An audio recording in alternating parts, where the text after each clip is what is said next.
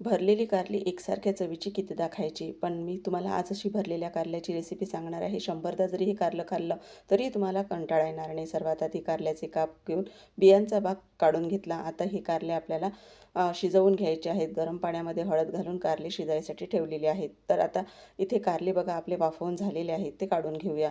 आता तेल गरम केलं, त्यामध्ये कुटलेलं जाडसर जिरं घालून घेतलं, कांदा बारीक चिरलेला तो घातला आणि कढीपत्त्याची काही पानं हाताने चुरगडून घातली. आता मस्त कांदा गुलाबी रंगाचा होईपर्यंत परतून घ्यायचा. सोबतच आलं लसूणसुद्धा घातलेलं आहे. आता ते सुद्धा कांद्याबरोबर परतून घ्यायचं. काही कोरडे मसाले आता घालणार आहोत. त्यामध्ये धना पावडर घातली, हळद घालायची, गरम मसाला घालायचा, धना पावडर आणि चवीनुसार लाल तिखट आपल्याला घालून घ्यायचं. हे सुद्धा कांद्याबरोबर परतून घ्यायचं. आता तुम्हाला वेगळ्या पद्धतीचं सारण सांगणार आहे. त्यासाठी आता बघा इथे आपल्याला बेसन पिठाचा वापर करायचा आहे.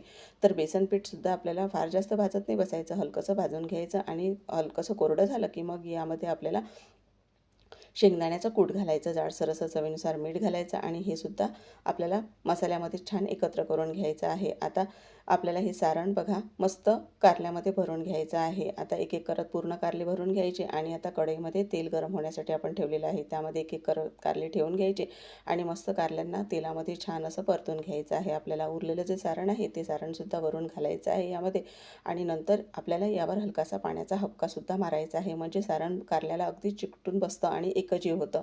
आता हे भरलेलं कारलं एकदा तुम्ही सुद्धा करून बघा. डिटेल रेसिपी हवी असल्यास खालील त्रिकोणावर नक्की क्लिक करा आणि रेसिपी आवडल्यास एक लाईक करून चॅनललाही सबस्क्राईब करायला विसरू नका. पुन्हा लवकरच भेटूया.